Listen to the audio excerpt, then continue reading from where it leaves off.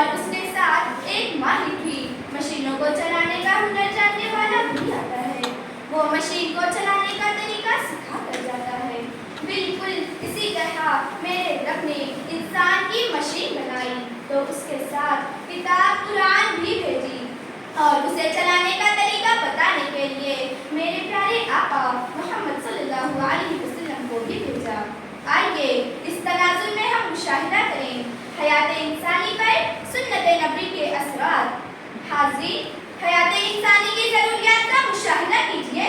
مثلاً سنت نبی ہے کہ کھانا کھانے سے قبل اپنے دونوں ہاتھ گٹوں تک دھو لیجیے۔ ایک ٹرک ڈرائیور نے ٹرک کے ٹائروں میں مکہ مار کر رات میں ہوا دیکھا اور کھانے کے ڈھابے پر جا کر کھانا کھانے لگا۔ کھاتے کھاتے مر گیا۔ صرف ایک سنت چھوڑی تھی، ہاتھ دھونے کی سنت، کیونکہ ٹائروں کی ہوا دیکھتے وقت جہاں مکہ مار کر ہوا دیکھا تھا وہاں ایک سانپ اچھل کر مرا تھا اور اس کے ہاتھ کا زہر کھانے میں مل کر اسے ہلاک کر دیا۔ اور کیا میرے نبی نے نہیں فرمایا کہ مل کر کھانا کھاؤ مگر ایک زانو یا دو زانو یا اکڑو بیٹھ کر کھائیے؟ اس سنت کی ادائیگی سے آپ کا وزن کبھی نہیں بڑھے گا۔ سامعین، ایک حکیم نے مدینہ منورہ میں طب اور دوا کی دکان کھولی۔ 2 سال بیت گئے مگر کوئی مریض نہیں آیا۔ اس نے حضور صلی اللہ علیہ وسلم سے شکایت کی کہ کوئی مریض ہی نہیں آتا۔ آپ صلی اللہ علیہ وسلم نے فرمایا، میرے صحابہ رضی اللہ تعالیٰ عنہ جب بھوک لگتی ہے تو کھاتے ہیں اور اکڑو یا ایک زانو بیٹھنے کی وجہ سے جب تھوڑی بھوک باقی رہ جاتی ہے تو اٹھ جاتے ہیں۔ حکیم جی نے کہا، بس یہی وجہ ہے لوگ بیمار نہیں پڑتے۔ جناب، آپ پوچھ لیں ڈاکٹروں اور طبیبوں سے، وہ آپ کو بتائیں گے کہ ہرنیا آپریشن، شوگر اور اٹیک کا مرض اسی کو ہوتا ہے جو پیٹ تحاشا کھاتا ہے۔ ہر قسم کا نشہ حرام ہے۔ آج دیکھ لیں کینسر کا مرض گٹکا کھانے کی وجہ سے کتنا عام ہو رہا ہے۔ شراب کو ام الخبائث کہا گیا ہے۔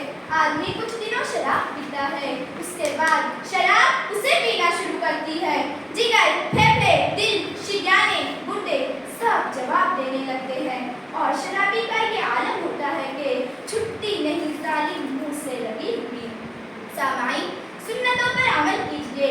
آپ کی مشین میرے رب نے بنائی اور اسے چلانے کا طریقہ میرے نبی نے سنتوں پر عمل کر کے بتایا۔ دیکھیے، میرے آقا نے اپنی 4 بیٹیوں کی شادی کی۔ اگر چاہتے تو آسمان سے دسترخوان اتروا لیتے، مگر کتنی سادگی سے 4 روٹی رک سکی تھی۔ نعوذ باللہ، کیا آپ کی بیٹی حضرت رقیہ، ام کلثوم، زینب اور فاطمہ رضی اللہ تعالیٰ عنہن سے بڑھ کر ہیں؟ آپ کتنا ڈیکوریشن، بڑے بڑے لانس، 5 اسٹار ہوٹلوں میں عالی شان کھانے اور ٹرک بھر کر جہیز دینے کا انتظام کرواتے ہو۔ جناب عالی، اگر آپ رب العالمین کی تولیت اور نگرانی میں زندگی بسر کرنا پسند کرتے ہو تو سنتوں پر ہر لمحہ عمل کیجیے۔ آپ کا شمار نیک اور صالح لوگوں میں ہونے لگے گا۔ اور اللہ کا فرمان ہے کہ محمد سے وفا تو نے تو ہم تیرے ہیں، یہ جہاں چیز ہے کیا لاکھوں قلم تیرے ہیں۔ شکریہ، خدا حافظ۔